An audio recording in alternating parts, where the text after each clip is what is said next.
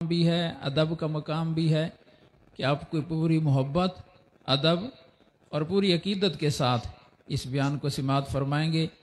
اور حضرت شاہ صاحب رحمہ اللہ ہو سکتا ہے اکثر نے زیارت تو نہیں کی ہوئی اور شاید اکثر نے حضرت کی آواز بھی نہ سنی ہو، تو یہ دولت اللہ پاک ہمیں عطا فرما دیں کہ ہم حضرت کی بات حضرت کی آواز میں ہی سنیں، تو اس سے بڑی اس اجتماع کی اور ہمیں اللہ نفع کیا ہوگا۔ تو سماعت فرمائیں، اب بڑے شاہ صاحب رحمہ اللہ کا بیان چلایا جا رہا ہے۔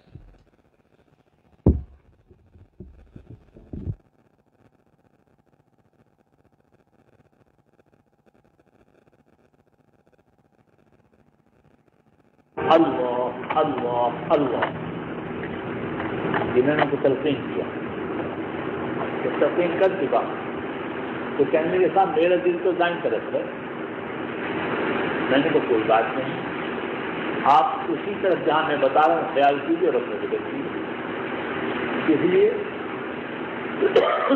ہمارے حضرات کی تعلیم عمومی طور پر یہی ہے کہ قلب بائیں طرف ہے اور آپ بائیں طرف خیال کیجیے۔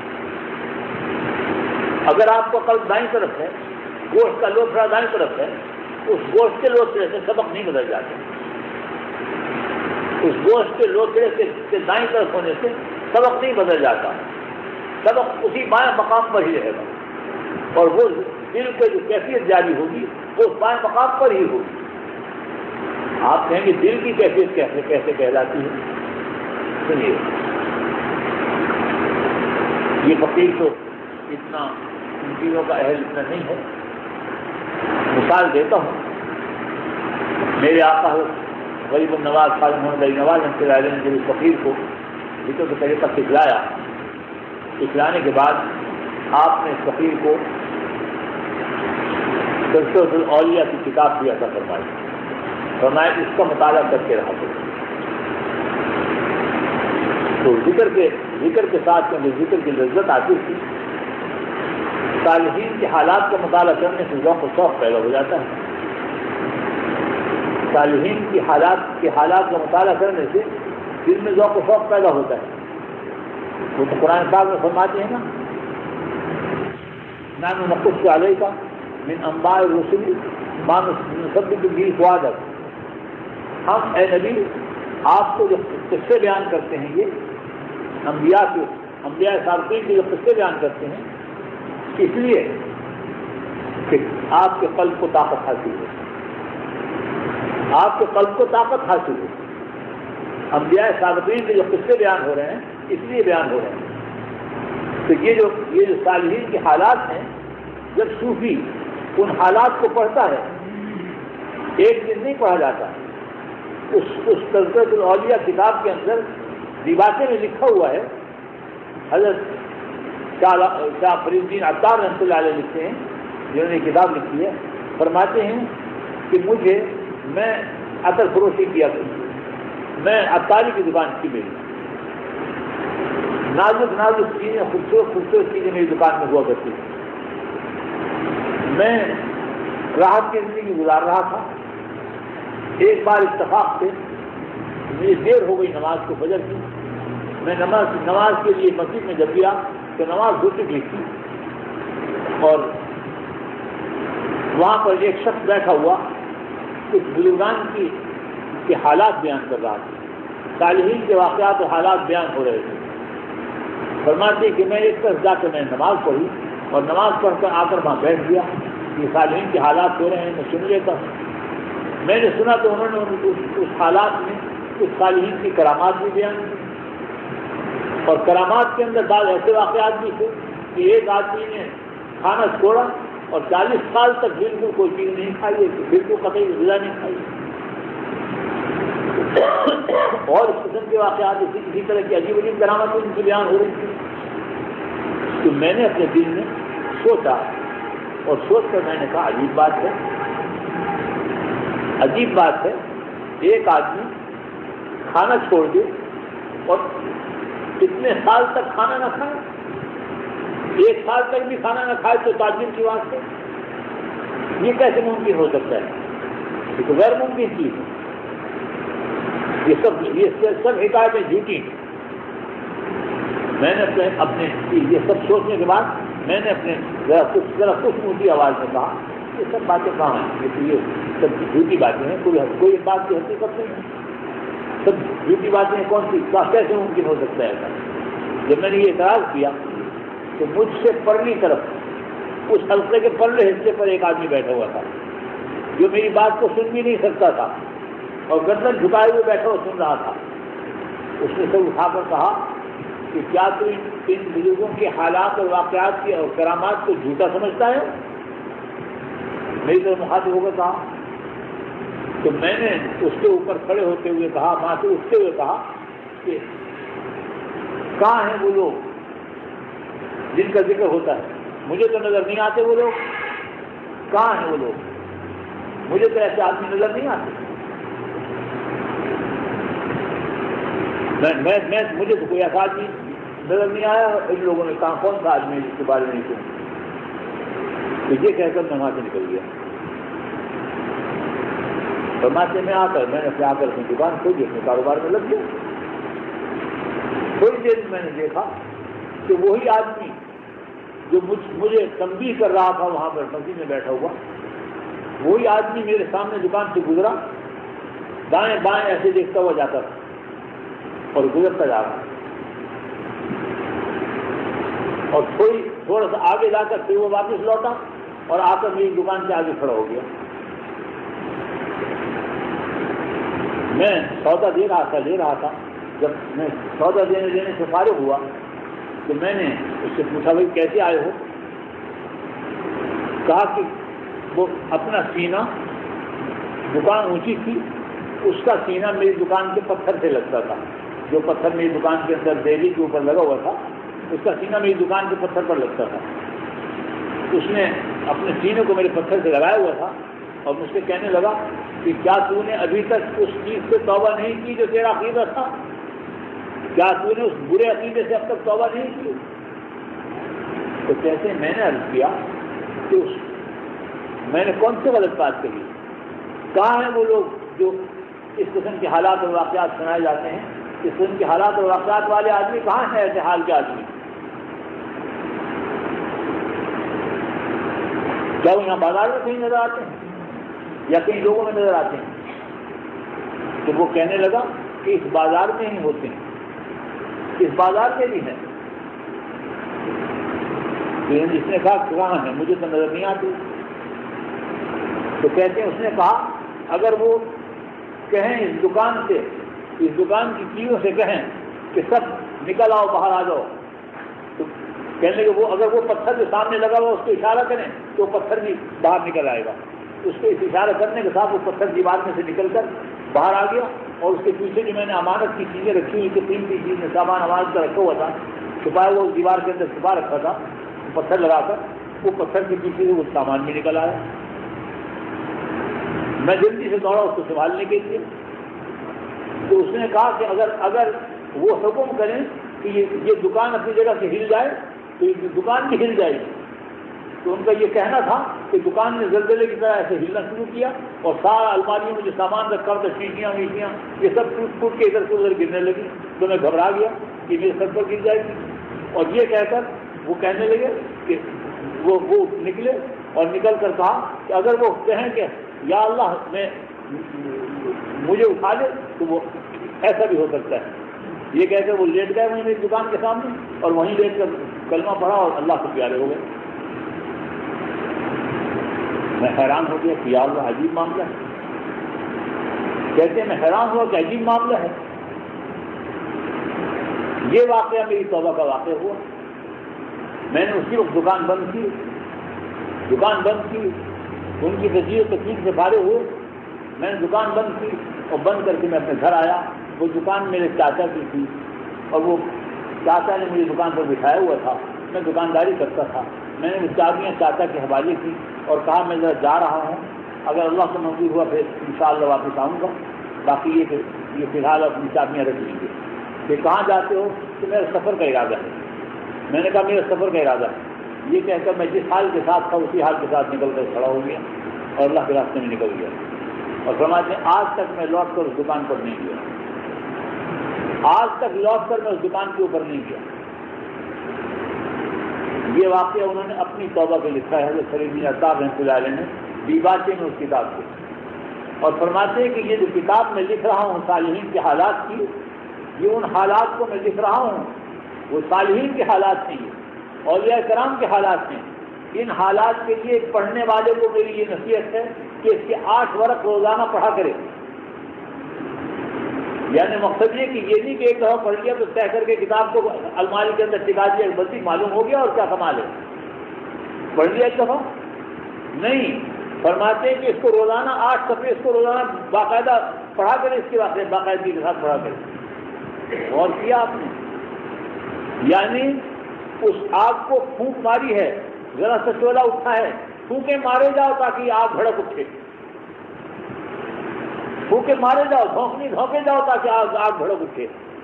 ہم تو 4 دن ذکر کرتے ہیں، چھوڑ کر بیٹھ جاتے ہیں، کیا ضرورت ہے ذکر کرنے کی؟ بس جو کمال تھا دیکھ لیا، پیر صاحب نے توجہ کی تھی، جذبہ ہوا تھا، ذوق و شوق ہوا تھا، ذکر جاری ہوا تھا، کیفیت بھی آئی تھی، لذت بھی آئی تھی، سب کچھ ہوا تھا، تو چھوڑو کہاں تک چلے گا سلسلہ؟ ہمیں آگے تو ہوا میں اڑنے کی نوبت آئی کہ اب تک پیر صاحب میں کچھ قابلیت ہوتی ہم کچھ دے دیتے۔ اللہ کے بندے پیر میں قابلیت کس چیز؟ دین کا راستہ ہے، اللہ کا راستہ ہے، صراط مستقیم ہے، تو نے اختیار کیا ہے، تجھے اللہ تعالیٰ نے توفیق دی ہے کہ تو نے اولیاء کے طریقے میں قدم اٹھایا ہے، یہ طریقہ طریقت کا اولیاء کا طریقہ کہلاتا ہے، تجھے اللہ تعالیٰ نے یہ توفیق دی ہے، اپنے دین کے راستے پر قائم رہو، اپنے عمل کو کرتے رہو، صراط مستقیم پر چلتے رہو، جو ہدایات دی جاتی ہیں اس کے مطابق ذکر کرتے رہو، انشاءاللہ تعالیٰ وقت آتا ہے ہر چیز کا، ہر چیز میوہ اپنے وقت پر پکتا ہے۔ جس میوے کو آپ پال میں دبا کر پکا دیں وہ لذت نہیں ہوتی، اس میں مزہ نہیں ہوتا، جو دال پر پکتا ہے وہ کچھ اور چیز ہے، وہ کچھ اور حقیقت ہے۔ پال کے دبے ہوئے میوے کی گٹھلی اگر دباؤ تو پھل بھی نہیں دیتی، جو دال کا پکا ہوا ہوتا ہے اس کے اسی گٹھلی دباؤ تو پھل دیتی ہے۔ کیا ہے اس پال کی حقیقت؟ یہی حقیقت ہے کہ دین کی توجہ لیتے رہو، توجہ لے لے کر جذبہ حاصل کرتے رہو، ذوق و شوق میں چلتے رہو۔ جس دن اس نے توجہ کم کر لی، یا وہ بیمار ہو گیا، یا وہ اللہ کے بندہ کسی اور کام کے اندر مبتلا ہوا یا مشغول ہوا، آپ نے سوچا کہ پیر نے توجہ بند کر لی، بس چھوڑو اس کو، کہیں اور کسی اور پیر کے پاس چلو، کوئی اور طریقہ اختیار کرو، کوئی اور وظیفہ اختیار کرو، کوئی تصویر کا طریقہ سوچو تاکہ کچھ کمال حاصل ہو کہ لوگ دیکھیں تو کمال تو ان کو نظر آئے۔ اللہ کے بندو، اللہ سے ڈرو، اللہ سے ڈرو، اللہ کا راستہ اللہ کے لیے اختیار کرو، دنیا کی مت کرو۔ چنانچہ اس فقیر کو انہوں نے کتاب عطا فرمائی حضرت خالد محمد نواز رحمۃ اللہ علیہ نے، اور اس کتاب کو پڑھنے کے بعد اس فقیر کا یہ حال ہوا کرتا تھا کہ میں ذکر تو کرتا تھا لیکن اس حال کو پڑھنے کے ساتھ یہ محسوس ہونے لگتا تھا کہ اگر حضرت بی بی رابعہ بصری رحمۃ اللہ علیہ کا حال پڑھ رہا ہوں تو یہ محسوس ہوتا تھا کہ تمام ان کے نسبت کی توجہ سارے میرے پاس میری طرف آ رہی ہے، ایسا حال ہوا کرتا ہے۔ ایسے مقام میں میرے آقا اور میرے سردار اور میرے مولا حضرت خواجہ محمد بہاؤالدین نصر بخاری رحمۃ اللہ علیہ فرماتے ہیں، آپ جب اپنے خلیفہ کو اجازت دے رہے تھے تو آپ نے فرمایا، اے فلاں میں تم کو اجازت دے رہا ہوں، میں تم کو اجازت دے رہا ہوں، تمہیں میں نے کھڑا کیا ہے اللہ کے راستے میں، تمہیں میں نے اسباق طے کرائے،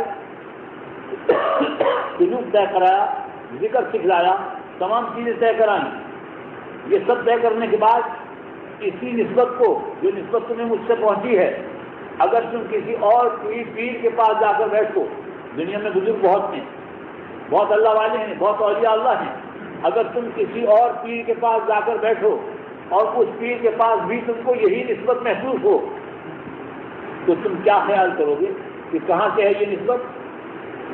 کیا سمجھو گے کہ یہ نسبت کہاں سے ہے؟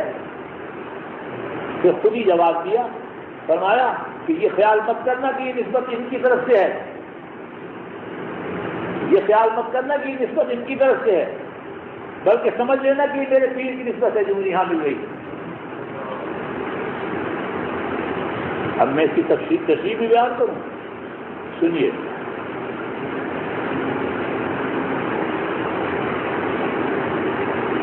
شیخ کی توجہ ہمیشہ اللہ کی طرف ہے۔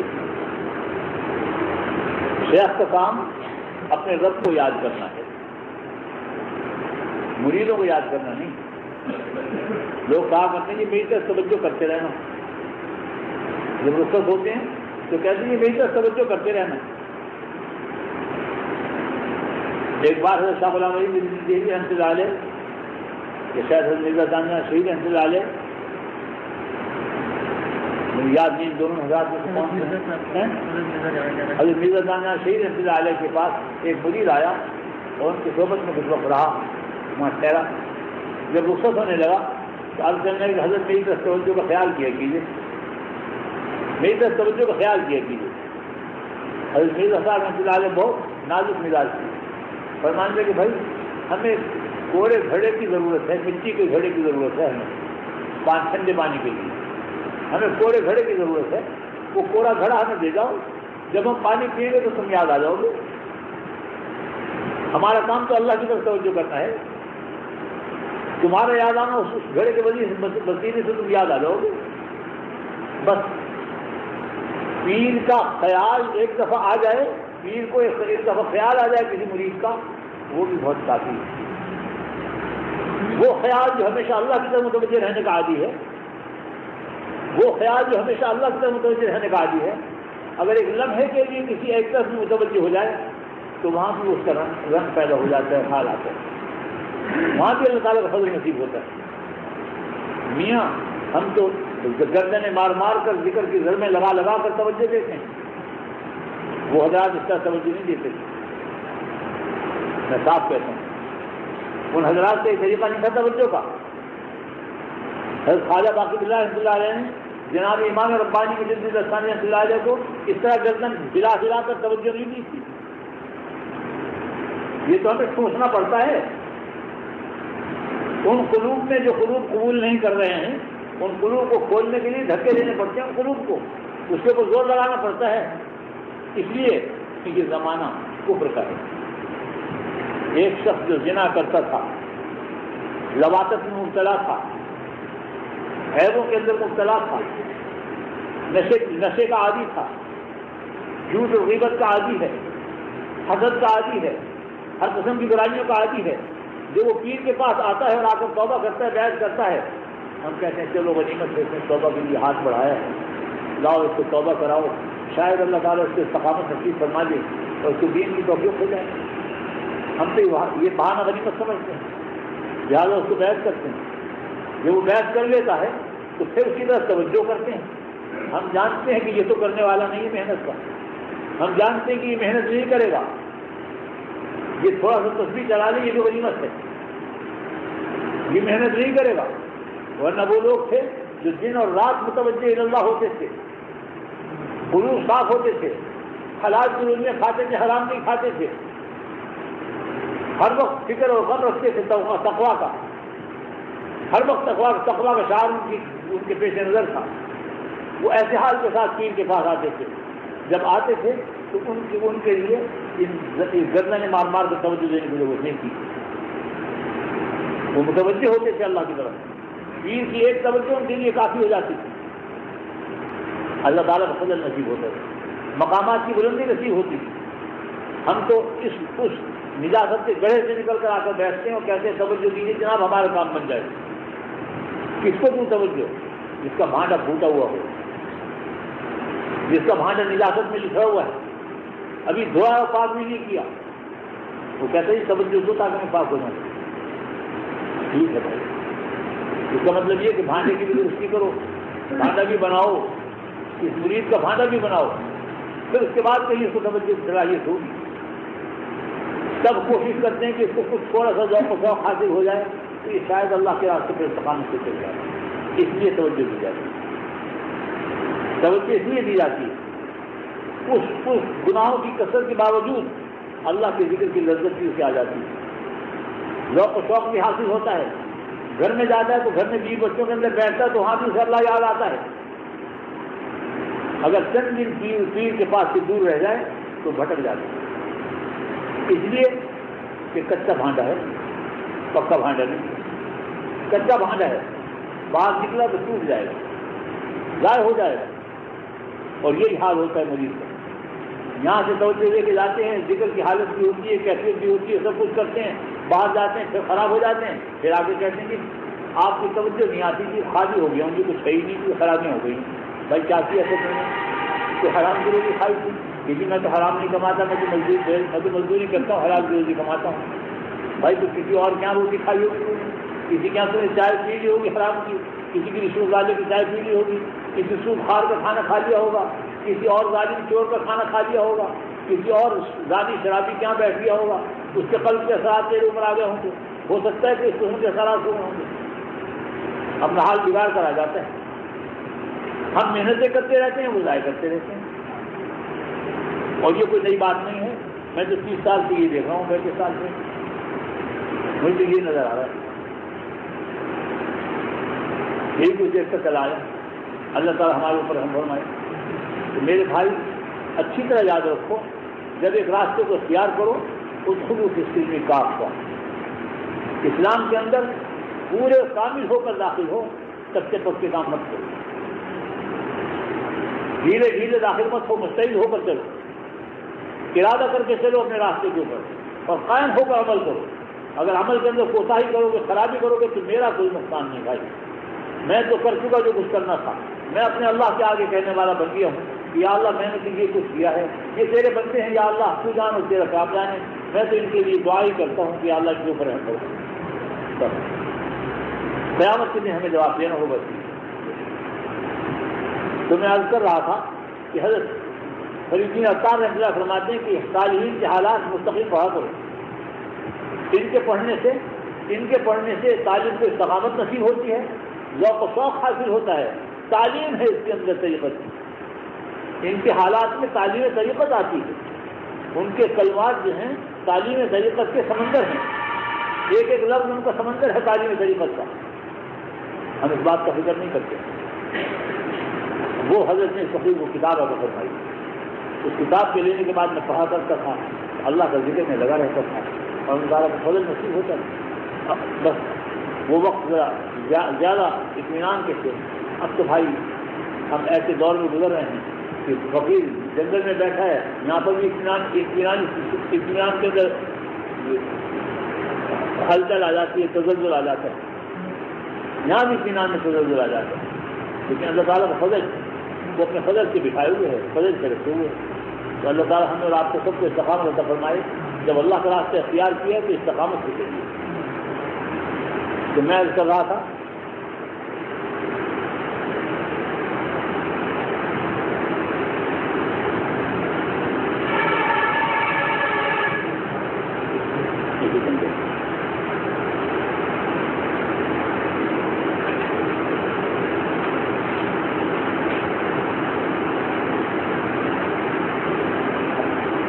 دل انسان کے دل بائیں طرف کہلاتا ہے۔ جب شیخ تعلیم دیتا ہے تو وہ بائیں طرف ہی اس کو تعلیم دے گا، وہ قلب کی کیفیت بائیں طرف کی جاری ہوگی۔ اس فقیر کو میرے آقا محمد نواز رحمۃ اللہ علیہ نے ایک کتاب دی، اس کتاب میں حضرت سائیں توکل شاہ رحمۃ اللہ علیہ کے حالات تھے، تو آپ نے اس میں اپنے حالات میں لکھا ہے، آپ کے حالات میں ان کے بیان کرنے والے نے لکھا ہے کہ حضرت کا یہ حال ہوا کرتا تھا کہ فرماتے ہیں، حضرت فرماتے تھے کہ اگر میں اپنے گھٹنے کی طرف توجہ کرتا ہوں تو وہاں بھی میں ذکر جاری پاتا ہوں، اپنے شانے کی طرف توجہ کرتا ہوں تو یہاں بھی ذکر جاری پاتا ہوں، اپنی انگلی کی طرف توجہ کرتا ہوں تو انگلی میں بھی ذکر جاری ہے، یعنی جس طرح خیال کرتا ہوں اپنے وجود کے اندر میں ہر جگہ ذکر جاری پاتا ہوں، یعنی ہر حصہ جسم میں قلب کا مقام حاصل کر لیا۔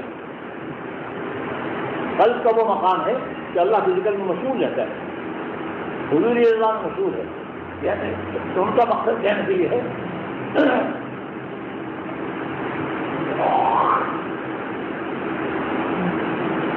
مقصد کہنے سے یہ ہے کہ میرا ذکر کی کیفیت اتنی جاری ہے کہ میرے وجود کا ایک ایک بوٹی ایک ایک بال اللہ کی طرف متوجہ ہے، قلب حضور اللہ کے ساتھ متوجہ ہوتا ہے، اور قلب وہ مقام ہے جس میں اللہ تعالیٰ سما جاتا ہے، یہ گوشت کا لوٹا نہیں ہے، وہ یہ مقام قلب ہے، مقام ہے یہ، اور یہ مقام قلب بائیں طرف دکھایا جاتا ہے، بائیں طرف بتایا جاتا ہے، لہٰذا اس کو بائیں طرف خیال میں رکھنا چاہیے۔ اس گوشت کے لوٹے کی جگہ تو ہم اس کو دل کہتے ہیں، ہم اس کو قلب کہتے ہیں، لیکن قلب جو ہے جس کو تصوف میں قلب کہا جاتا ہے وہ اسی مقام پر ہوتا ہے اور اسی طرح خیال کرنا چاہیے.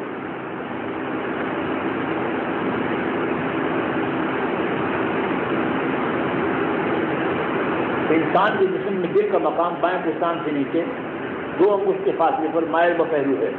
پیر کو چاہیے کہ اپنے بائیں ہاتھ کی 2 انگلیاں مرید کے بائیں پستان کے ذرا نیچے پہلو کی طرف چوڑائی میں رکھ کر دائیں ہاتھ کی شہادت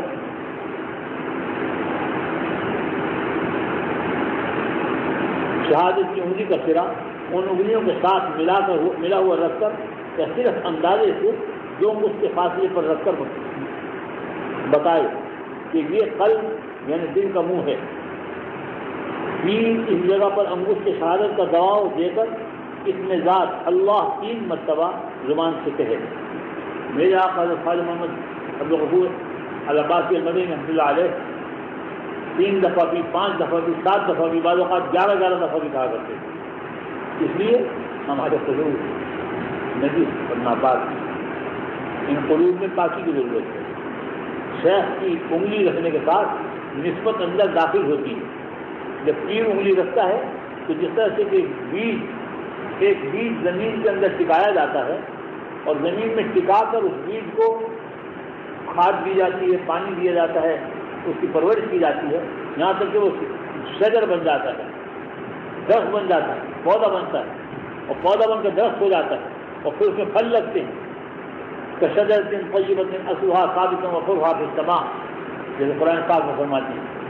وہ اللہ کے ذکر کا شجر ہے اور وہ شجر طیبہ ہے جس کی جڑیں تحت ثری ہیں اور چوٹی آسمانوں کے اندر پہنچی ہوئی. سمجھے, یہ وہ شجر طیبہ ہے کلمہ طیبہ کا. تو اللہ کے ذکر کا وہ شجر بیج پکڑتا ہے, بیج کو دبایا جاتا ہے. اسی طرح انگلی رکھ کر نسبت کا ایک نور کا ذرہ, ایک چھوٹا سا نور کا ایٹم قلب کے اندر داخل کیا جاتا ہے. قلب کے اندر داخل کیا جاتا ہے, وہ اس مقام میں داخل کیا جاتا ہے جہاں انگلی رکھی گئی. اس مقام میں داخل کر کے کہا جاتا ہے کہ اس جگہ خیال کرو کہ آسمان سے, یعنی خیال کیا ہے, آدمی کا اپنا تصور قائم کرایا جاتا ہے. اپنا تصور قائم کرایا جاتا ہے کہ ایسے تصور کرو کہ میں اپنے پیر کے سامنے بیٹھا ہوں اور پیر کے قلب پر آسمان سے نور برس رہا ہے اور ان کے قلب سے ہو کر میرے قلب میں اس مقام سے جہاں انگلی رکھی گئی ہے وہ نور داخل ہوتا ہے. اس سے میرا دل بھر گیا اور جو اس میں آ کر چھلک کر آواز دے رہا ہے اللہ اللہ اللہ اللہ اللہ. اس طریقے سے پیر انگلی سے دباؤ دیتا ہے, اس سے وہ نسبت جو ہے قلب میں داخل, قلب کے مقام میں داخل ہو گئی. اب یہ تعریف کا کام ہے کہ مالی اس پودے کو جو اس کے باغ میں لگایا گیا ہے اس پودے کی حفاظت کرے, اس کو بری عادات سے بچائے جو بھیڑیے کی طرح سے خرابیاں ڈالنے والی ہیں, جو درندوں کی طرح سے پھاڑنے والی اور خرابیاں ڈالنے والی ہیں, جو زہر ڈالنے والی زہریلا مادہ اس قلب کے اندر پہنچانے والی ہیں, اس سے اپنے قلب کو بچائے اپنی بری عادات سے. حسد ہے, غیبت ہے, چوری ہے, بخل ہے, زنا ہے, جھوٹ ہے, تکبر ہے, بدخوائی ہے, بہتان ہے, بدگمانیاں ہیں. یہ ساری چیزیں جو ہیں ان سب چیزوں سے اپنے آپ کو محفوظ رکھتے ہیں, مگر ہم محفوظ نہیں رکھتے. پیر کے ہاتھ میں ہاتھ دے کر توبہ کرتے ہیں کہ میں نے یہ چیز چھوڑی, یہ چیز چھوڑی, یہ چیز چھوڑی, اور باہر جا کر کہتے ہیں کیا کریں, کیسے چھوڑیں, کچھ چیز نہیں چاہیے. اگر بیوی کی بات نہیں مانوں گا تو یہ لڑے گی میرے سے, میرا گھر تباہ ہو جائے گا. بچے کی بات نہیں مانوں گا تو بچہ ہے میرا پیارا بچہ ہے, محبوب بچہ ہے, اگر اس کا کہنا نہیں مانوں گا تو کیسے گزارا ہوگا. اور بھائی بہن میں پیچھے لگے ہوئے ہیں, وہ کہتے ہیں تم نے کیا یہ گاڑی رکھی پیلی مجھے تو یہ اختیار کر دیا, کس جگہ تو بھٹکا ہے, کہاں جا کر پھنس گیا تو, کس جگہ کے ساتھ جا کر پھنس گیا تو. میرے گھر والے یہ کہیں ہر شخص بھٹکانے والا ہے دنیا میں. اگر راستے پر چلانے والے ہوتے تو آج پیر کی اتنی ضرورت نہیں. ماں باپ خود نسبت والے ہوتے ہیں, ماں باپ کو بھی حضور نبی علیہ السلام کی نسبت پہنچتی ہے. اگر ماں باپ اس نسبت کو اپنی اولاد تک پہنچائیں, اپنی اولاد کی صحیح تربیت کریں, غم کھائیں اس بات کا, تو ان کی اولاد کو وہ نسبت پہنچے گی. اگر صاحب نسبت اپنی اولاد کی تربیت کرتا ہے تو اس صاحب نسبت کی اور تربیت کے ساتھ اس صاحب نسبت کی نسبت بھی اس کو پہنچے گی. میرے آقا حضرت غوث اعظم فرماتے ہیں کہ میری اولاد میں جو شخص آئے گا اور دین پر قائم ہوگا انشاءاللہ اس کو میری نسبت پہنچے گی۔ اور یہ حضور نبی علیہ السلام نے فرماتے ہیں کہ میری اولاد میں جو شخص ہوگا، میری آل میں جو شخص ہوگا، وہ صراط مستقیم پر قائم ہوگا، انشاءاللہ وہ میری نسبت کا حامل ہوگا۔ حضور بھی فرماتے ہیں کہ انشاءاللہ میں اس کی مغفرت کی دعا کروں گا، وہ شفاعت ہوگی، میری نصیب ہوگی قیامت کے دن۔ تو یہ سب کا ارشاد یہی ہے۔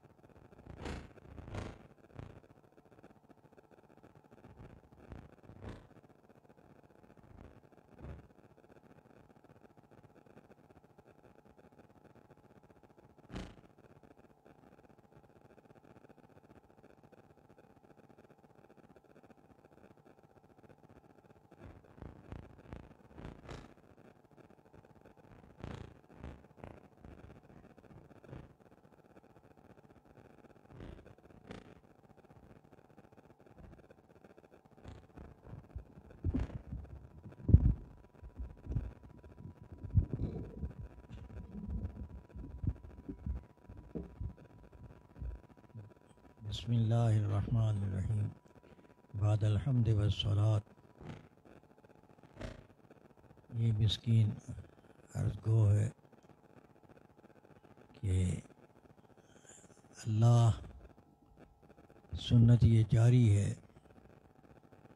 کہ استاد شاگرد کو پڑھاتا ہے، اور شاگرد جب معیار تک پہنچ جاتا ہے تو اس سے کچھ توقعات ہوتی ہیں، اور استاد اس کو اجازت دیتا ہے اور کہتا ہے تمہیں علم کی مناسبت ہو گئی ہے، اب تم جو کچھ مجھ سے حاصل کیا ہے آگے بھی پہنچانے کی صلاحیت رکھتے ہو، اگرچہ ابتداً تمہیں کچھ تکلیفیں ہوں گی، لیکن اگر لگے رہے، ساتھ ساتھ مطالعہ بھی جاری رکھا، تو انشاءاللہ ایک دن کمال کو پہنچو گی۔ اس طرح یہ طریقہ چلا آ رہا ہے، کیونکہ یہ بھی ختم نبوت کا ایک شاخ ہے کہ نبوت کا فیض پہنچا ہے اس امت کو اور جاری ہے، علمی بھی نسبتی بھی، ہر قسم کا فیض حضور صلی اللہ علیہ وسلم کا اس امت کے اندر جاری ہے، اور ہر فن کے لیے رجال مختلف ہیں، اور اللہ تبارک و تعالیٰ نے چونکہ حضور صلی اللہ علیہ وسلم کے نبوت کے علم اور عمل کو محفوظ رکھنا تھا، وحی کے نور کو محفوظ رکھنا تھا انسان کی ہدایت کے لیے قیامت تک، تو اللہ نے جو چیز ضرورت تھی، جو فنون ضرورت تھے، جو علوم ضرورت پیش آنی تھی، وہ ان کو بھی محفوظ رکھا اور رجال دی، اور بلکہ کئی قرآن اور سنت کو محفوظ رکھنے کے لیے کچھ علوم نئے اللہ نے اس امت کو ودیعت فرمائے، اسماء الرجال کا علم، تاکہ یہ سند باقی رہے، استناد باقی رہے، اور کوئی شک و شبہ نہ ہے، شیطان اس پر نہ ہے۔ تو اے سند ہے، شجرہ ہے، استاد اپنے شاگرد کو اس نسبت کو حضور تک پہنچاتا ہے، علم کو، اور اپنے آپ کو وابستہ کر کے پھر آگے چلاتا ہے۔ ایسے ہی مرید اپنی خلیفہ اپنے شیخ کی نسبت کو حضور تک پہنچا کر اس کا حوالہ دے کر اپنے شیخ سے جوڑتا ہے، اور پھر وہ شیخ وہ نسبت حضور تک جاتی ہے۔ تو ایسے ہی یہاں بھی ہمارے ہاں بھی یہی رواج ہے، ہمیں بھی ایسے ہی کچھ ملا۔ ہم جب اللہ کے راستے میں چلے تھے تو اپنی توبہ کے راستہ تھا، چلو نیک ہو جائیں، اللہ تعالیٰ ہماری دنیا سنوار دے، عاقبت سنوار دے، بس یہی کچھ تھا، اپنی اصلاح کے لیے آئے تھے، لیکن یہ اندازہ نہ تھا کہ اور ذمہ داریاں بھی آئیں گی، لیکن آئیں، اور الحمدللہ ہم لڑکھڑاہٹ بھی آئی، سستی بھی آئی، لیکن آہستہ آہستہ کہیں چل رہے ہیں، اور اللہ موت تک اس معاملے کو جاری رکھے، اور اللہ مردود ہونے سے ہم اس کو محفوظ فرمائے، اور اس کی قبولیت کی امید رکھتے ہوئے کام کو جاری رکھے ہوئے ہیں۔ تو ہم نے بھی اب اسی چونکہ آگے اس نسبت کو پہنچانا ہے، تو بعض طالب علم کو تو طلاب کو ہم یہ اجازت دی بھی ہیں، اجازتیں دی بھی ہیں۔ اب میرے شیخ کے یہ چھوٹے سے پوتے عامر شاہ صاحب، یہ اس فقیر کے ساتھ وابستہ، خود حضرت نے ان کا ہاتھ میرے ہاتھ میں دیا تھا، دونوں صاحبزادوں کا۔ وہ عرفان شاہ صاحب ذرا جلدی کچھ مناسبت انہوں نے پیدا کر لی تو ان کو بھی اجازت ہو گئی۔ اب میرا جی چاہ رہا تھا، کئی دنوں سے تقاضا تھا طبیعت کا، کہ میں عامر شاہ صاحب کو بھی کھڑا کروں۔ مجھے اپنی موت نظر آ رہی ہے، وقت تھوڑا رہ گیا، پتہ نہیں پھر امیر جمع ہے احباب، درد دل کہہ لے، پھر التفات دل دوستاں رہے نہ رہے۔ اب یہ موقع ہے، ساتھی بھی آئے ہوئے ہیں، علماء بھی ہیں، تو میرا جی چاہتا ہے کہ میں ان کو بھی ان کی دستار بندی بھی کراؤں، اور اللہ تعالیٰ سے دعا کریں ہم سب مل کر، اللہ اس راستے کے جتنے بھی کمالات ہیں اللہ ان کو بھی عطا فرمائے، ان کے بڑے بھائی کو بھی عطا فرمائے، اور اس پر ان کو چلتا ہوا رکھیں، اور سنت کے راستے پر قائم رہتے ہوئے اپنے بزرگوں کی نسبت کی اشاعت کریں، اللہ اسی میں برکت عطا فرمائے گا۔ یا کتاب و سنت، یہ دو چیزیں ہیں جو حضور ہمارے اندر چھوڑ گئے ہیں، اور الحمدللہ یہ امت اس پر قائم ہے، کتاب بھی موجود ہے اور سنت بھی محفوظ ہے، اور الحمدللہ چلنے والے بھی ہیں، اس کی رعایت رکھنے والے بھی ہیں، اعلیٰ درجے کے لوگ ہوئے ہیں۔ حضرت میں نے سنا کہ حضرت علامہ انور شاہ صاحب کشمیری رحمۃ اللہ تعالی علیہ جب مرض الموت میں تھے، بستر مرگ پر تھے، شاگرد جمع تھے، بس ایک آدھ دن زندگی کا باقی تھا، امیدیں منقطع ہو رہی تھیں، تو طبیب دوائی لے کر کھڑے تھے، تو دوائی منہ میں انڈیلتے تھے، حضرت منہ بند رکھتے تھے، کھولتے نہیں تھے۔ مولانا شبیر احمد صاحب عثمانی رحمۃ اللہ علیہ اور دوسرے آپ کے شاگرد الحمدللہ ایک سے ایک بڑھ کر شاگرد تھے، وہ کھڑے ہوئے، تو انہوں نے ترغیب دی حضرت کو کان میں کہ حضرت یہ دوا لینا سنت ہے، حضرت دوا لینا سنت ہے۔ تو حضرت نے آنکھیں کھولیں اور نگاہت میں ارشاد فرمایا، مولوی صاحب شاید آپ کی نظر اس چیز پر نہیں گئی، لیٹ کر لینا سنت نہیں، لیٹ کر لینا سنت نہیں، یعنی اس حد تک مرض الموت میں بھی سنت کا یہ لحاظ رکھے ہوئے، این سعادت بزور بازو نیز دان و بخشت خدا بخشندہ۔ تو کتاب و سنت پر جس نے بھی اپنی نسبت منتقل کی آگے کی طرف، تو اس نصیحت کے ساتھ کی کہ کتاب اور سنت کا دامن نہیں چھوڑنا۔ حضرت لال شاہ صاحب دھندہ شاہ بلاول والے، جو حضرت حاجی دوست محمد صاحب قندھاری کے خلفاء میں سے تھے، پھر حضرت خواجہ عثمان صاحب کی صحبت پہ اٹھائی تھی، وہ ان پر جب آخری وقت آیا، ان کی ترینہ اولاد نہیں تھی، تو ایک بھتیجا تھا جن کا نام شاہ سید محمد تھا، تو شاہ سید محمد بھی کھڑے تھے، تو استادوں نے بار بار حضرت کے سامنے پیش کیا کہ ابھی اجازت نہیں دی تھی، تو حضرت نے دیکھا تو فرمایا، بھائی میں سمجھ رہا ہوں کہ تم کیا چاہتے ہو، اپنے خلفاء سے کہا، بات یہ ہے مجھے پتہ ہے یہ میرا بھتیجا ہے، میں نے اس کو پالا ہے، متبنہ بنایا ہے، اور اب تمہاری خواہش ہے کہ اس کو اجازت دی جائے،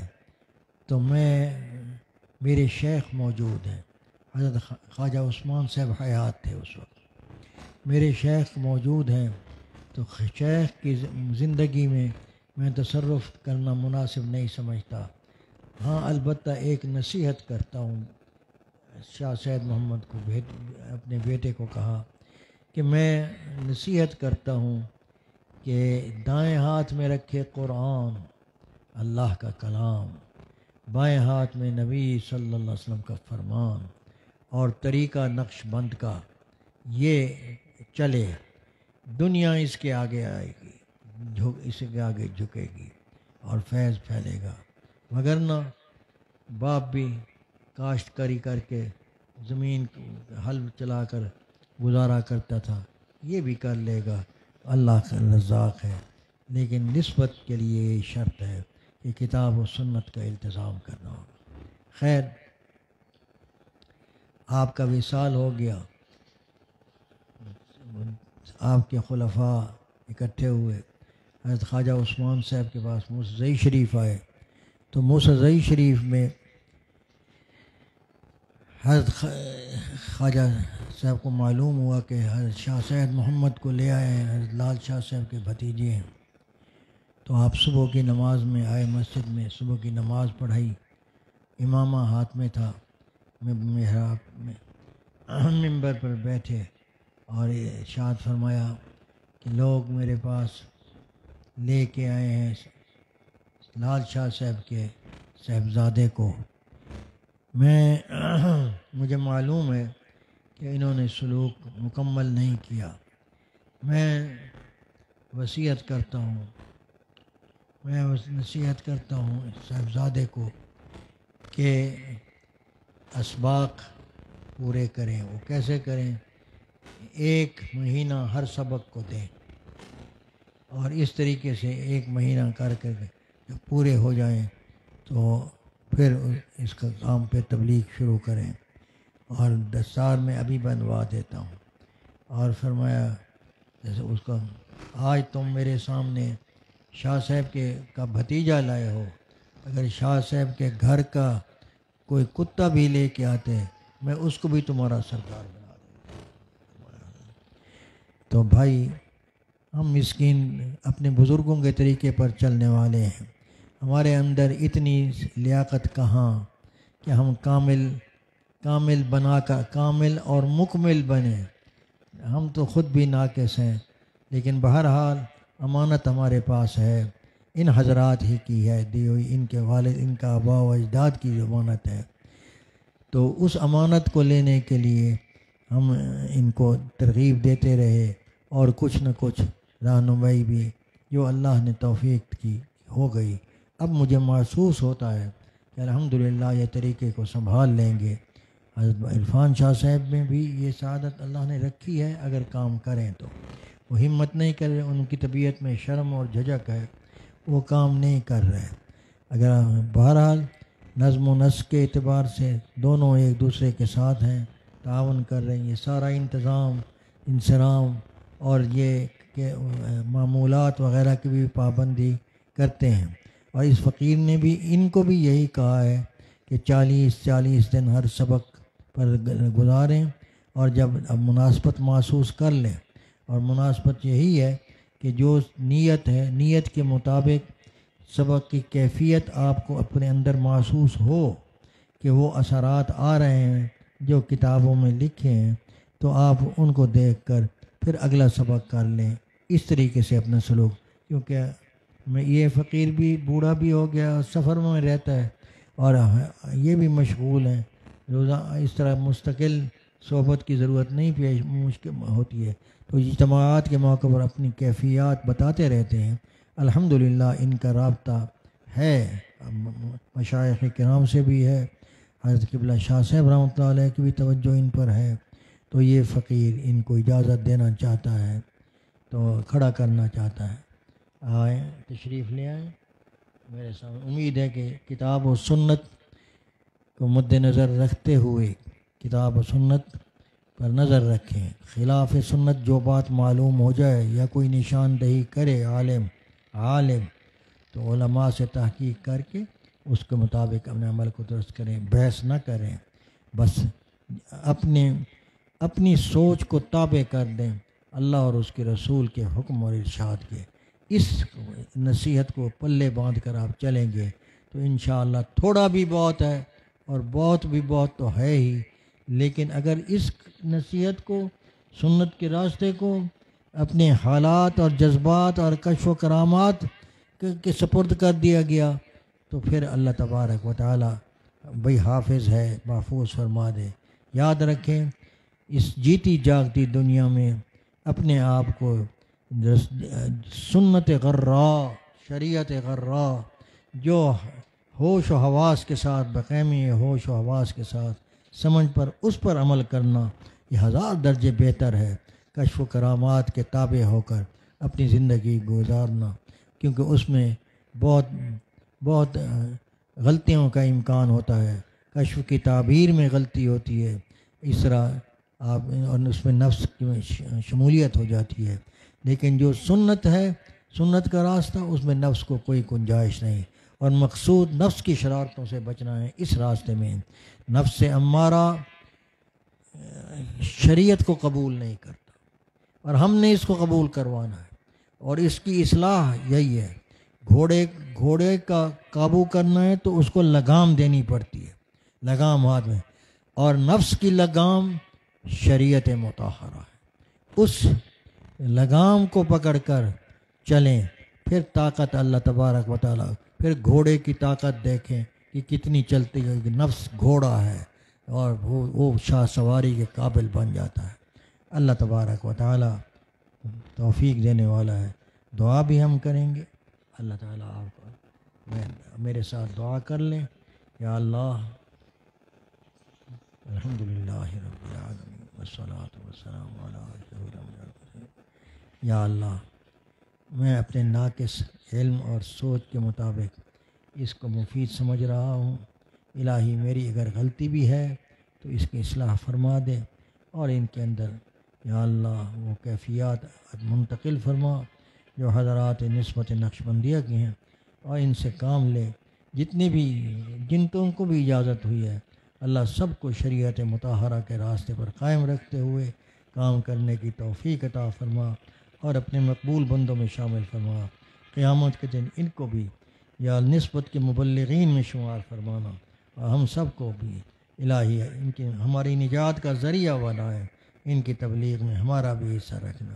وصلی اللہ، مخلوق کو ہدایت عطا فرما، مخلوق کی ہدایت کا ذریعہ بنا، دار السلام کی آبادی کا ذریعہ بنا۔ یا اللہ ان کے ہر کمی کمزوری کو یا دور فرما، اور ان کو کمال کی طرف ان کی رہنمائی فرما، ان کو صاحب کمال کر، صاحب نوال کر۔ ربنا تقبل منا انک انت السمیع العلیم وتب علینا انک انت التواب الرحیم برحمتک یا ارحم الراحمین۔ ہٹا دے۔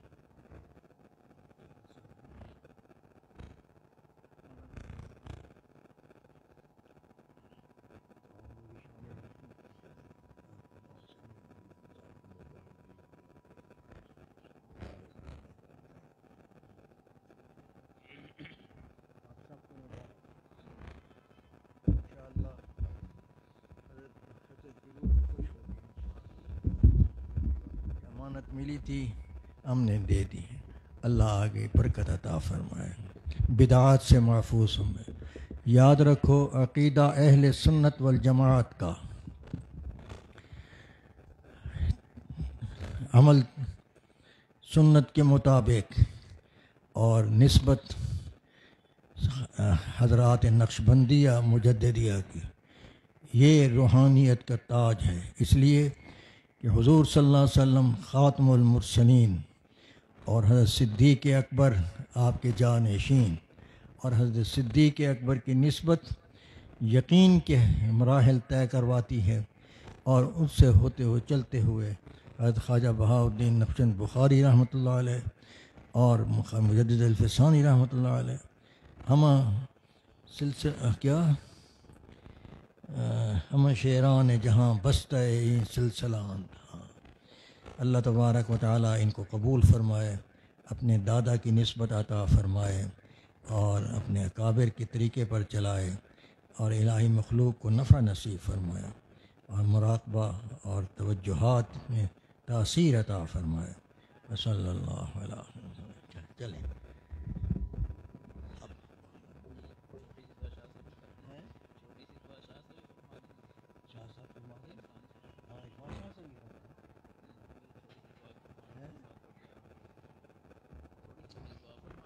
بالکل تھوڑی سی کیا جو دل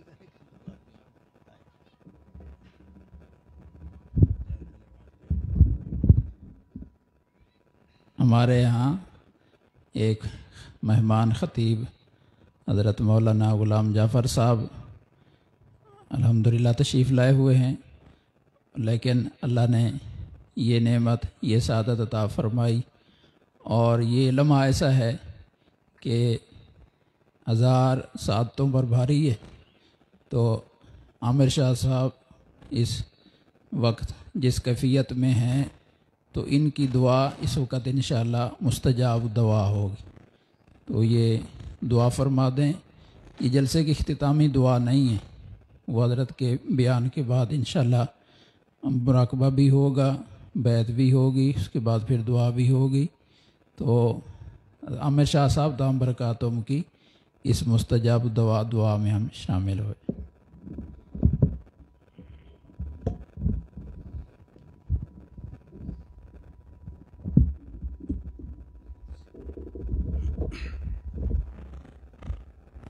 بسم اللہ الرحمن الرحیم، الحمدللہ رب العالمین، والصلاة والسلام علی اشرف الانبیاء والمرسلین، سیدنا و مولانا محمد وآلہ واصحابہ اجمعین۔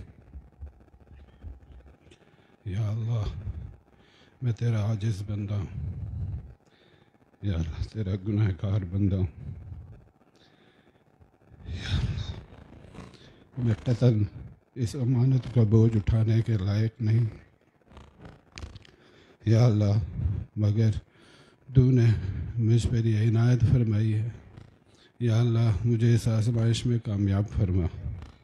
یا اللہ ہم سب کو اپنے بزرگان کے طریقے پر چلنے کی توفیق عطا فرما۔ یا اللہ تو ہم پر اپنا فضل اور اپنا کرم فرما۔ یا اللہ ہم نے تو اپنے بزرگان کو بھی یہی فرماتے سنا کہ ہم نقل کرتے ہیں، یا اللہ تو ہماری نقل کو اصل فرما دے۔ یا اللہ تو ہماری بھی نقل کو اصل فرما۔ یا اللہ ہمیں سچے دل سے اپنی یاد کی توفیق عطا فرما۔ یا اللہ غیر اللہ کے خیال کو دل سے نکال دے۔ یا اللہ محض اپنی یاد کی توفیق عطا فرما۔ یا اللہ ہمارے بزرگان کا سایہ تادیر ہمارے سروں پر سلامت رکھ، حضرت کو صحت و عافیت کے ساتھ لمبی عمر عطا فرما۔ ہمارے حضرات کو ہمیشہ ہم پر مہربان اور متوجہ رکھ۔ یا اللہ تمام جماعت کو اپنی یاد کی، اپنے ذکر کی، اخلاص کی یا اللہ برکت سے نواز۔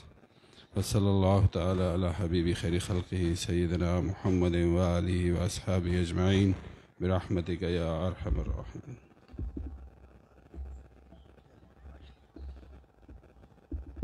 مولانا جعفر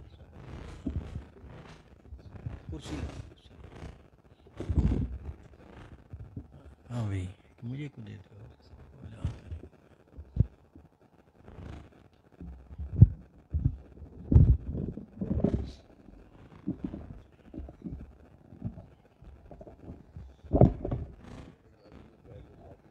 جو حضرات نے آج نظم بنایا تھا اس کے مطابق 10 بجے دعا کا وقت طے تھا، لیکن ہمارے حضرت دامت برکات العالیہ کی بہت سارے خدام متعلقین ایسے ہیں جن کو شاید سال بعد یہ موقع خدمت کا، صحبت کا نصیب ہو رہا ہے، تو یہ جتنا لمبا ہو جائے ہمارے لیے سعادت ہے۔ زندگی میں یہ موقع بار بار نہیں عطا ہوتے، تو اس لیے اگر کچھ تاخیر بھی ہو جائے دعا میں تو آپ اس کو سعادت تصور فرمائیں۔ تو ابھی بیان فرمائیں گے حضرت مولانا جعفر صاحب۔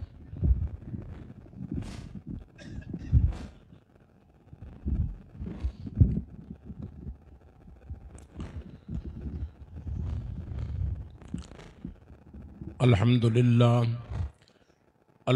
للہ وکفا وسلام علی عبادہ الذین اصطفیٰ اما بعد فاعوذ باللہ من الشیطان الرجیم بسم اللہ الرحمن الرحیم قل للمؤمنین یغضوا من ابصارہم وعن ابی امامۃ رضی اللہ تعالی عنہ قال سأل رجل عن النبی صلی اللہ تعالی علیہ وسلم ما الایمان یا رسول اللہ قال اذا سرتک حسنتک بساءتک سیئتک فانت مؤمن او کما قال رسول اللہ صلی اللہ تعالی علیہ وسلم صدق اللہ وصدق رسولہ النبی الکریم وعن ابی امامۃ رضی اللہ تعالی عنہ قال سأل رجل عن النبي صلى الله تعالى عليه وسلم ما الإيمان يا رسول الله قال إذا سرتك حسنتك وساءتك سيئتك فأنت مؤمن أو كما قال رسول الله صلى الله تعالى عليه وسلم صدق الله وصدق رسوله النبي الكريم اللهم صل على سيدنا ومولانا محمد وعلى آل سيدنا ومولانا محمد وبارك وسلم گرامی قدر معزز سامعین، پچھلی دفعہ اللہ کی توفیق سے حاضری ہوئی۔ جو حدیث میں نے یہاں شروع کی تھی وہ درمیان میں رہ گئی تھی۔ کافی احباب نے میری طرف فون کیے، انہوں نے فرمایا وہ حدیث مکمل ہونی چاہیے۔ میں جو وقت ہے انشاءاللہ پابندی کروں گا، اور بس حدیث ہی شروع کر دیتا ہوں۔ ادھر ادھر کی میں نے بات شروع کی تو پھر معاملہ تھوڑا سا اور لمبا ہو جائے گا۔ گزارش میں نے یہ کی تھی کہ جو آدمی بیمار ہو ہسپتال میں اسے لے جاتے، مثلا فالج ہو گیا، بازو اوپر نہیں ہوتا، لٹک گیا، اب علاج کر رہا ہے، مہینہ علاج کیا، ہفتہ علاج کیا، 2 مہینے، ہاتھ نیچے کا نیچے ہے، اوپر نہیں ہو رہا، تو وہ سوچتا تو ہے یار یہ کیا وجہ ہے، اتنا عرصہ ہو گیا مجھے یہاں ہاسپیٹل میں داخل ہوئے، علاج کر رہا، فائدہ نہیں ہو رہا۔ یا تو وہ ڈاکٹر صحیح نہیں تھا، وہ سمجھدار تھا، اس کو پتہ نہیں چلا، یا ڈاکٹر تو ٹھیک تھا، اس نے جو نسخہ تجویز کیا وہ غلط تھا۔ اگر ڈاکٹر بھی صحیح ہے، معالج بھی صحیح ہے، اور دوائی بھی صحیح ہے، پھر کیوں نہیں فائدہ ہو رہا؟ تو پھر اس کا مطلب بزرگوں یہ ہے کہ ڈاکٹر صاحب نے جو احتیاط کی تھی وہ احتیاط نہیں کر رہا، جس کی وجہ سے اثر نہیں ہو رہا۔ میرے بھائیو، یہ ہمارے روحانی مستشفے ہیں، ہاسپیٹل ہیں، ہمارے مشائخ، یہ ڈاکٹر ہیں، معالج ہیں، یہ ہمارا علاج کرتے ہیں۔ اگر ہماری بیماریاں ویسے کی ویسے ہیں تو ہمیں سوچنا تو چاہیے نا۔ اگر معالج بھی ٹھیک ہے، دوائی بھی ٹھیک ہے، تو فائدہ نہیں ہو رہا، تو اس کا مطلب یہ ہے کہ میں خود بھی احتیاطی کرتا ہوں، میں پرہیز نہیں کرتا۔ اس پر میں نے واقعہ عرض کیا تھا، جو حضرات نے پھر تقاضا بھی فرمایا۔ میں نے عرض کیا تھا اللہ پاک نے ہماری مشینری بنائی ہے، اور اسی نے استعمال کا حکم دیا کل المومنین یغضوا من ابصارہم، اپنی آنکھوں کی حفاظت کرو۔ کیا ہم حفاظت کر رہے ہیں؟ اگر اللہ کا حکم مان رہے ہیں تو پھر تو صحت مند ہیں، اگر گڑبڑ کر رہے ہیں تو پھر اس کا مطلب یہ ہے کہ ہم اپنا نقصان کر رہے ہیں۔ اس پر میں نے عرض کیا تھا کہ صحت مند آدمی کیسا ہوتا ہے، مجھے جو یاد ہے میں نے عرض کیا تھا صحت مند آدمی ہو نا، اس کے وجود سے اگر بال اکھیڑا جائے اسے تو درد ہوتا ہے، اور اگر کوئی ایسا ہو مثال کے طور پر بیمار کہ ان کے وجود سے کئی بال اکھیڑ دیے جائیں اور اسے پتہ ہی نہ چلے، اف بھی نہ کرے، تو اس کا مطلب یہ وہ باطنی طور پر بالکل مفلوج ہو چکا ہے۔ اس پر میں نے صحت مند صحابی کا ایک واقعہ عرض کیا تھا جس کا نام تھا حضرت ثعلبہ ابن عبد الرحمن رضی اللہ تعالی عنہ۔ حضور علیہ الصلوۃ والسلام جب مدینہ منورہ میں گئے، میں درمیان میں چھوڑ رہا ہوں کچھ حصہ تاکہ کچھ آگے بات ہو جائے، وہ پیچھے سے تھوڑا سا دہرا رہا ہوں، اللہ کرے حدیث مکمل ہو جائے، میں تھوڑا سا رفتار تیز رکھوں گا کہ صحت مند آدمی کیسے ہوتے ہیں جن کو اللہ نے اولئک حزب اللہ کہا، اولئک هم المفلحون کہا، اولئک هم المہتدون کہا، اولئک هم الفائزون کہا، وہ ہوتے کیسے ہیں؟ آمنو بمثل ما آمنتم، جو اللہ نے فرمایا کیسے ہوتے ہیں۔ ان میں نے ایک صحابی کا واقعہ عرض کیا تھا کہ ان سے اگر غلطی ہو گئی تو ان کی حالت کیا تھی۔ ایک دفعہ اگر تھوڑی سی بے احتیاطی ہو گئی تو ان کی کیفیت کیا تھی، اور میں روزانہ کئی دفعہ غلطیاں کرتا ہوں اور میری طبیعت پہ کچھ اثر نہیں ہوتا، تو اس کا مطلب یہ ہے کہ میں صحت مند نہیں ہوں۔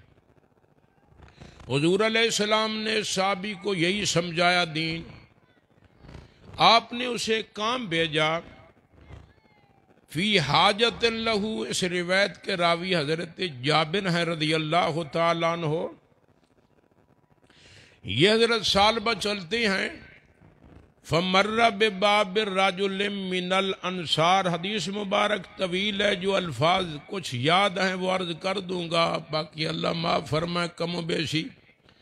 فمر بباب الرجل من الانصار، یہ گلی میں جا رہے تھے، انصاری آدمی کا دروازہ کھلا تھا، فرآ امرأۃ من الانصار، اس کی نگاہ اندر چلی گئی، لڑکی پہ پڑ گئی، انصاری خاتون پہ پڑ گئی۔ اب ان کی حالت دیکھیں، حضرت ثعلبہ رضی اللہ تعالیٰ عنہ دروازے سے آگے سائڈ پر ہو کر دیوار کے ساتھ اوٹ لگا کر بیٹھ جاتے ہیں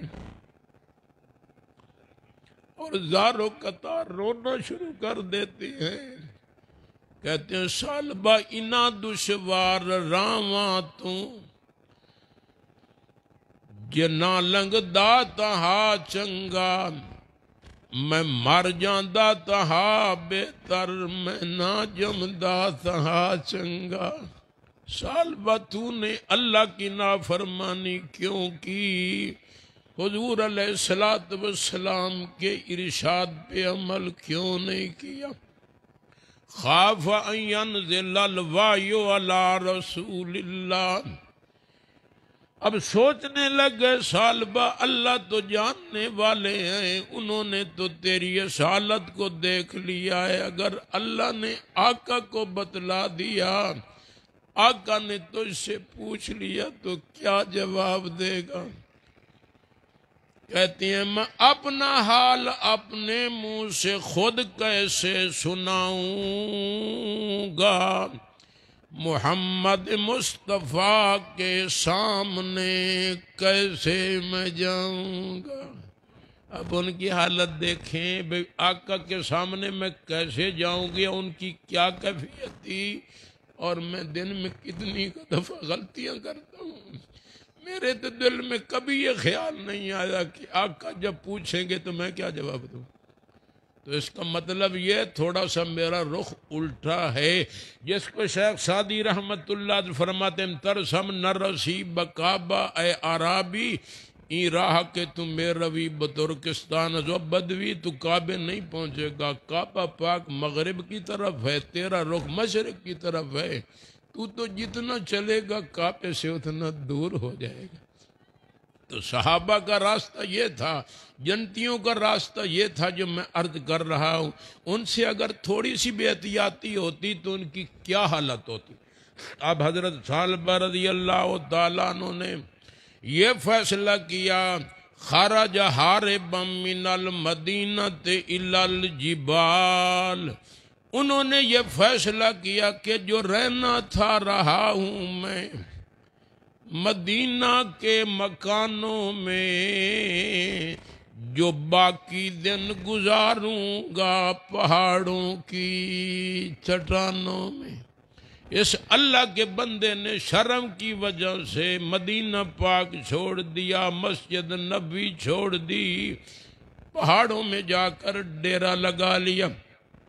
40 دن جب گزر گئے، اللہ تبارک و تعالی نے جبریل کو بھیجا، فرمایا جبریل جاؤ میرے محبوب کو میرے سلام پہلے دینا اور ان کے بعد میرا پیغام پہنچانا، ان رجلا من امتک بین ہذہ الجبال، جا کر میرا سلام دو اور ان کو بتلاؤ آپ کا غلام خادم مرا نہیں ہے، اس وقت پہاڑوں میں موجود ہے۔ میں نے حدیث پڑھی تھی، حضرت جی دامت برکاتہم العالیہ نے مجھے فرمایا اس کو دوبارہ پڑھو، سمجھ نہیں آئی، اس کا معنی بھی عرض کر دوں۔ حضور علیہ السلام کی خدمت میں ایک بندہ آیا، اس نے آ کر پوچھا مل ایمان یا رسول اللہ، اے اللہ کے رسول صلی اللہ تعالیٰ علیہ وسلم، ایمان کسے کہتے ہیں؟ حضور علیہ السلام ان کی نشانی تو ہمیں بتلا دیں، کوئی علامت تو بتلا دیں جس سے ہمیں پتہ تو چلے، ہم اپنے آپ کو ٹٹول تو سکیں کہ ہمارے اندر ایمان ہے یا نہیں۔ حضور علیہ السلام نے فرمایا اذا سرت کا حسنتو کا، جس وقت تو نیکی کرے، نیکی کرنے کے بعد تجھے مسرت اور خوشی نصیب ہو، وسعت کا سیئتو کا فانت مومن، فرمایا اگر غلط کام ہو جائے، گناہ ہو جائے، اس کے بعد تمہیں پریشانی لائق ہو جائے، پھر سمجھو تمہارے اندر ایمان کی دولت موجود ہے۔ اگر برائیوں کے بعد ہمیں احساس نہیں ہوتا تو پھر ایمان کی تسلی بزرگوں سے کروانی چاہیے۔ اس لیے عرض کر رہا ہوں ان کا حال دیکھیں۔ ہاں جی میرے بھائیو، آ گیا جبریل، جبریل نے آ کے عرض کی خدائے لم یزل کا بارہا تجھ پر سلام آیا، خدائے لم یزل کا بارہا تجھ پر سلام آیا، مبارک ہے وہ لب جن پر ادب سے تیرا نام آیا۔ اللہ نے مجھے بھیجا ہے، فرمایا تمہارا ثعلبہ پہاڑوں میں موجود ہے۔ حضور علیہ السلام نے عمر کو بلایا، یا عمر لبیک یا رسول اللہ، یا سلمان لبیک یا رسول اللہ۔ یہ دونوں خادم حاضر ہو گئے، آپ نے فرمایا فانطلق آفات یعنی بثعلبہ، جاؤ تمہارا بھائی پہاڑوں میں چلا گیا ہے، پتہ نہیں اسے کیا ہوا، اس کو تلاش کر کے لے آؤ۔ اب دیکھو میرے بھائیوں، میں عرض کر رہا ہوں میں بھی روزانہ کتنی دفعہ غلطیاں کرتا ہوں، احساس نہیں ہوتا، تھوڑی سی بے احتیاطی ہو۔ یہ صحابی کا حال دیکھیں، حضرت عمر حضرت سلمان رضی اللہ تعالیٰ عنہ دونوں اجازت لے کر چلے گئے۔ جب دامانکو میں پہنچے، لقیا راعیم من رعات المدینہ، وہاں ایک چرواہا تھا جو جانوروں کو چرا رہا تھا۔ عمر نے پوچھا مسمو کا، اللہ کا بندہ تیرا کیا نام ہے؟ اس نے کہا اسمی زفافہ، میرا نام زفافہ ہے۔ آپ نے فرمایا کیا کام کرتے ہو؟ اس نے کہا جانور چراتا ہوں۔ تیرا گھر کہاں ہے؟ اس نے کہا پہاڑوں میں۔ آپ نے فرمایا اللہ کا بندہ، ہمارا ایک آدمی گم ہو چکا ہے، ہمیں پتہ چلا ہے کہ پہاڑوں میں موجود ہے، کہیں آپ نے ہمارا آدمی دیکھا تو نہیں ہے؟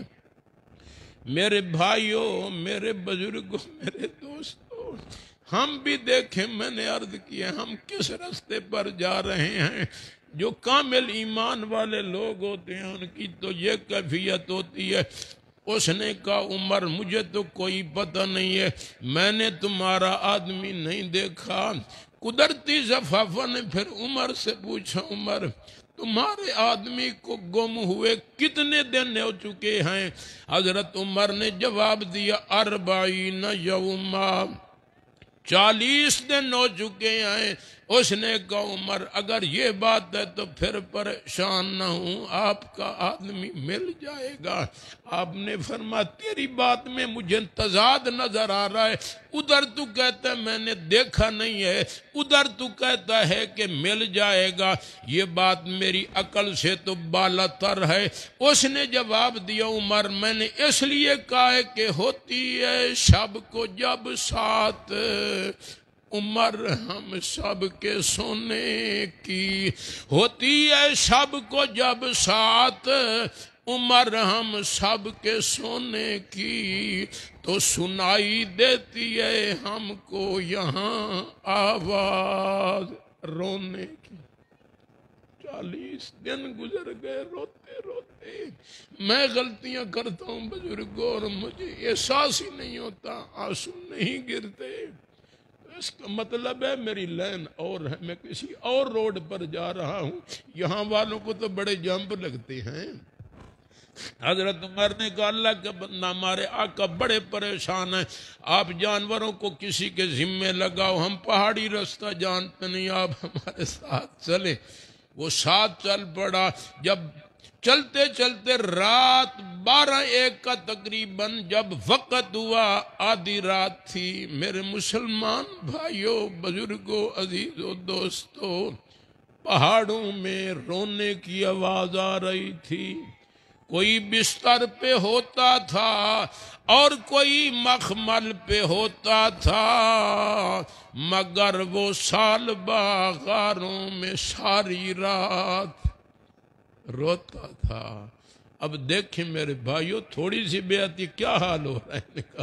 یہ کامل ایمان والے لوگ تھے، ہمیں بھی کم از کم کچھ تو سوچنا چاہیے ہم کن کے راستے پہ جا رہے ہیں۔ حضرت عمر رضی اللہ تعالیٰ عنہ وہاں پہنچ گئے۔ فاتذنہ عمر، یہ حضرت سالبہ رو رہے تھے، حضرت عمر نے ان کو پیچھے سے پکڑا اور گلے لگا لیا، انہوں نے بھی رونا شروع کر دیا، حضرت عمر نے بھی رونا شروع کر دیا، زفافہ اور سلمان نے بھی رونا شروع کر دیا۔ فلما افاق سالبہ، جب حضرت سالبہ کو کچھ افاقہ ہوا، میرے بھائیوں سب سے پہلے سالبہ نے عمر سے پوچھا عمر یہ بتلاؤ حل علم رسول اللہ صلی اللہ تعالی علیہ وسلم بذنبی، کہیں میرے آقا کو میرے جرم کا پتہ تو نہیں چل گیا؟ عمر نے کہا اس بات کا مجھے کوئی نہیں پتا۔ آپ نے کہا ان کو لے کر چلو ہمارے ساتھ۔ چاروں چلتے ہیں۔ جب زفافہ کا گھر قریب آ گیا، اس نے اجازت طلب کی، حضرت عمر نے جزاک اللہ کہہ کر اجازت دے دی۔ تینوں حضرات جب مسجد نبوی میں پہنچے، فابتدر عمر و سلمان الصف، حضور علیہ السلام خود امامت مصلی پہ نماز پڑھا رہے تھے، حضرت عمر جماعت میں شامل ہو گئے، حضرت سلمان جماعت میں شامل ہو گئے۔ جب سالبہ جناب وہاں پہنچا، اس نے جب نماز شروع کی، فلما سمع قراءۃ النبی صلی اللہ علیہ وسلم خر مغشیہ، جو پہنچا سالبہ وہاں پہ تو ڈوبا تھا پسینہ میں، جو پہنچا سالبہ وہاں پہ تو ڈوبا تھا پسینہ میں، ہوا گرا بے ہوش ہو کر وہ جو مسجد تھی مدینہ میں۔ دل پر کوئی ایسا اثر ہوا، آپ کی قرات مبارک سنی، سالبہ گر کر بے ہوش ہو گیا۔ فلما سلم النبی صلی اللہ علیہ وسلم، آپ نے سلام پھیرا، عمر نظر آ گیا، دوسری طرف سلام پھیرا، سلمان نظر آ گیا۔ آپ نے فرمایا یا عمر لبیک یا رسول اللہ، یا سلمان لبیک یا رسول اللہ۔ آپ نے فرمایا هل لکم علم بثعلبہ، کوئی بھائی ثعلبہ کا تمہیں پتہ چلا ہے؟ قالا ہا ہو بذا یا رسول اللہ، دونوں نے عرض کی یا رسول اللہ صلی اللہ علیہ وسلم، مبارک ہو ثعلبہ مل گئے۔ آپ نے فرمایا کہاں؟ صحابہ نے کہا یہ بڑا بے ہوش ہو۔ آج کل کا شاید کوئی جدید روشن خیال باپ ہوتا تو بیٹے کو ہاتھ نہ لگاتا، کہیں کرونا کا مارا ہوا نہ ہو جی، اس کو ہاتھ نہ لگاتا۔ کتنے دن گزر گئے، پتہ نہیں پہاڑوں میں کیسے زندگی وہ گزارتا تھا، بے ہوش پڑا تھا۔ فحرکہ النبی صلی اللہ تعالی علیہ وسلم، حضور علیہ السلام نے اسے حرکت دی۔ بیٹا ثعلبہ کیا ہو گیا؟ ثعلبہ نے آنکھیں کھولیں، سبحان اللہ، سامنے حضور علیہ السلام کا چہرہ انور چمک رہا۔ آپ نے پوچھا ما غیبک عنی، بیٹا کیا ہو گیا تھا؟ مجھے آپ چھوڑ کر چلے گئے، صحابہ ساتھیوں کو چھوڑ کر چلے گئے، کیا ہوا تھا؟ میرے بھائیوں، ثعلبہ نے لیٹے ہوئے جواب دیا بے ذنبی یا رسول اللہ۔ گویا رحمت نے فرمایا میری مسجد مدینہ کو بتا چھوڑا تھا کیوں تو نے، میری مسجد مدینہ سے جو رخ موڑا تھا کیوں تو نے، مجھے میرے صحابہ کو بتا چھوڑا تھا کیوں تو نے۔ ثعلبہ لیٹ جواب دیتے ہیں نہیں شکوہ شکایت ذرہ مجھ کو آپ پر آقا، ہوئی غلطی مدینہ کی مقدس خاک پر آقا، میرے محبوب مجھ سے غلطی ہو گئی تھی، شرم کی وجہ سے میں نے آپ کا مدینہ چھوڑ دیا۔ آپ نے فرمایا اولا ادلک علی آیت تمحو الذنوب والخطایا، آپ نے فرمایا بیٹا میں آپ کو عمل بتلاتا ہوں، آپ وہ کریں اللہ تیرا گناہ معاف فرما دیں گے۔ میرے بھائیوں، بزرگوں، دوستو، حضرت ثعلبہ نے جواب دیا ذنبی اعظم یا رسول اللہ، بہت بڑا گناہ کر بیٹھا۔ اس لیے تو آپ نے فرمایا مومن سے گناہ ہوتا ہے تو اس کو اتنی تکلیف ہوتی ہے جیسے پہاڑ کے نیچے آ گیا۔ اب ان کی کیفیت یہ بیان ہی آپ دیکھیں۔ اس کے بعد آپ نے فرمایا کہ تیرے گھر والے بڑے پریشان ہیں، بیٹا جاؤ گھر والوں کو جا کر تسلی دو، ملاقات کر کے آؤ۔ اب حالت دیکھیں، حضرت ثعلبہ جب گھر پہنچے فمرض 8 ایام، 40 دن ادھر لگے۔ گھر گئے بزرگوں، اس ارمان اور غم کی وجہ سے، پریشانی کی وجہ سے 8 دن وہاں بیمار رہے۔ ایک صحابی آئے، انہوں نے کہا یا رسول اللہ صلی اللہ تعالی علیہ وسلم، آپ کو پتہ ہے ثعلبہ تو بہت بڑا سیریس ہے۔ حضور علیہ السلام نے فرمایا مجھے تو پتہ نہیں ہے۔ انہوں نے بتایا، حضور صلی اللہ علیہ وسلم نے صحابہ کو فرمایا چلو ثعلبہ کو جا کر پوچھ کر آتے ہیں۔ سبحان اللہ، اسی کو نا جب صحابہ آپ کے ساتھ جا رہے تھے، ایک پیپلا کا شاعر گزرا ہے خان محمد صاحب کمتر رحمت اللہ تعالی علیہ، وہ سریکی زبان میں کہتے ہیں مدینے وچ پیا ٹردا محمد نال یاراں دے، مدینے وچ پیا ٹردا محمد نال یاراں دے، ایویں سجدہ جویں سجدہ فلک تے چاند، فرق نال چاند تاراں دے۔ میرے بھائیو، اللہ دے نبی صحابہ سمیت تشریف لے گئے۔ گھر والیاں نے حضور علیہ السلام واسطے چارپائی، ثعلبہ دی چارپائی دے نال پائی، محبت دیکھیں، شفقت دیکھیں، پیار دیکھیں۔ حضور علیہ السلام کائنات کے سردار ہیں، لیکن اپنے خادم و غلاموں کے ساتھ کتنی محبت ہے، میں نے شاید اپنا باپ بھی اتنی محبت نہ کرے۔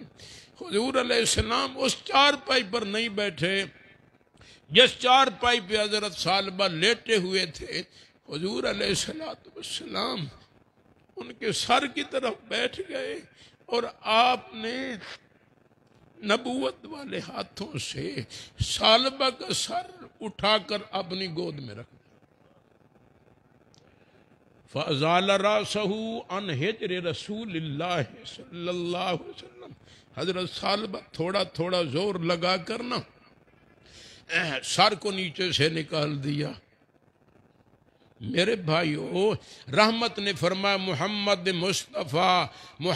مصطفیٰ ہاتھوں سے تیرا سر اٹھاتا ہے، محمد مصطفیٰ ہاتھوں سے تیرا سر اٹھاتا ہے، میں تیرا سر یہاں رکھتا ہوں، تو کیوں سر ہٹاتا ہے؟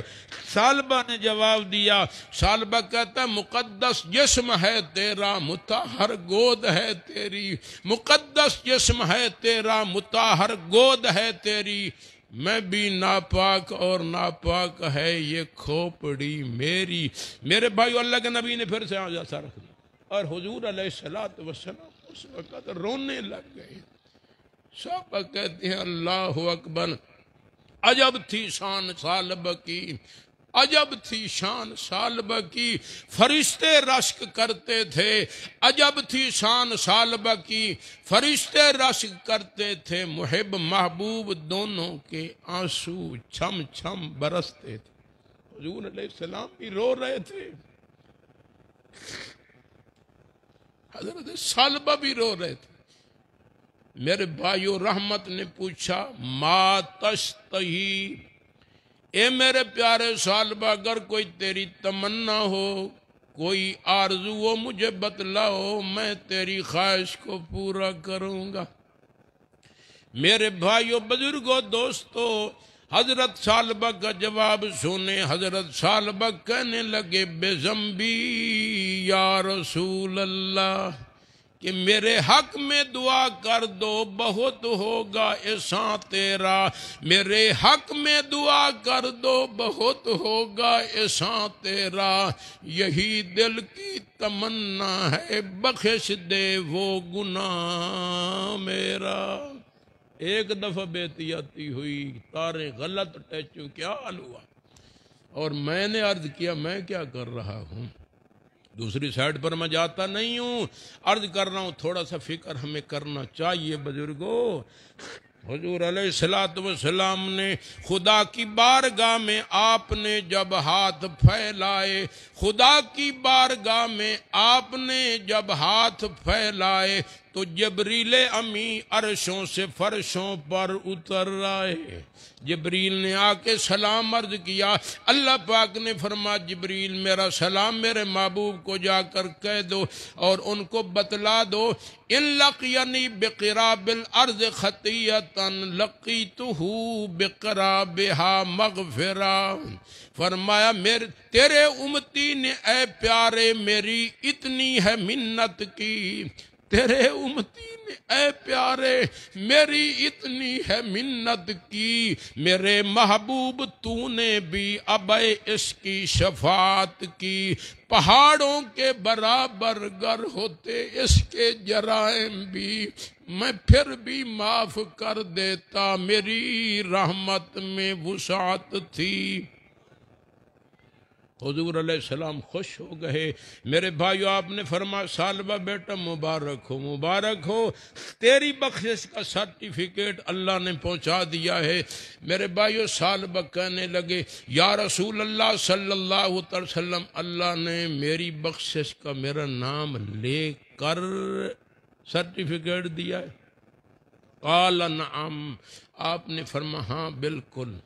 فصاحا سیحتن فمات، وہیں بیچارے کی چیخ نکلی اور سر اس کا حضور علیہ السلام کی گود مبارک میں تھا، روح قفس انصری سے جدا ہو گئے۔ اب خود اندازہ لگائیں کتنی ٹینشن تھی، کتنی پریشانی تھی۔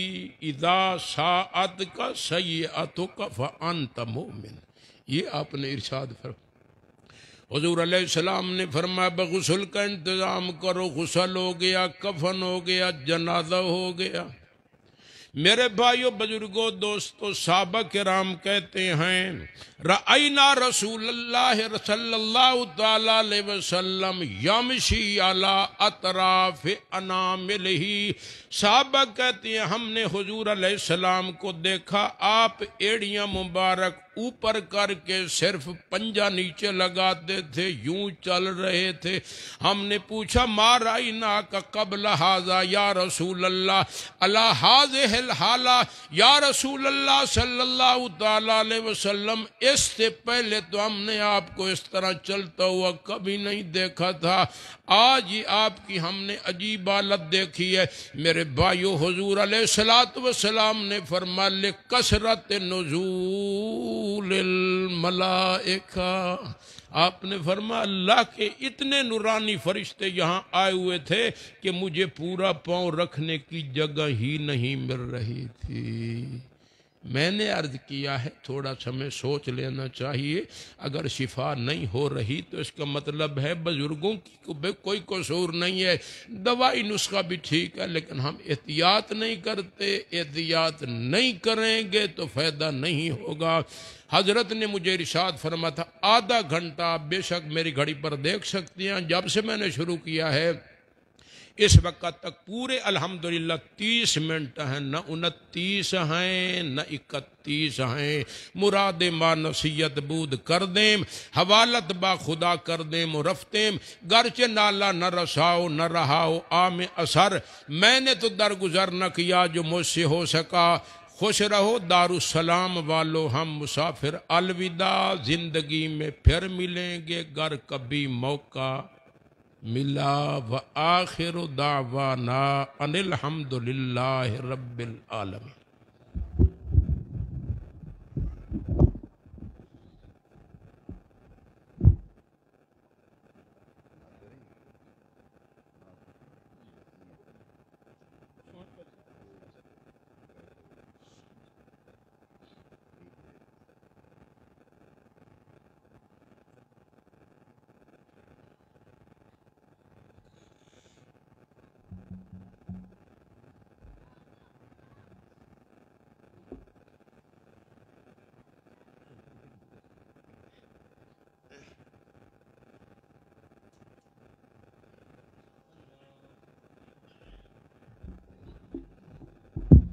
بعض ساتھی رات کی نشست میں نہیں ہوں گے، ابھی تشریف لائے ہیں، رات بیعت ہو گئی تھی۔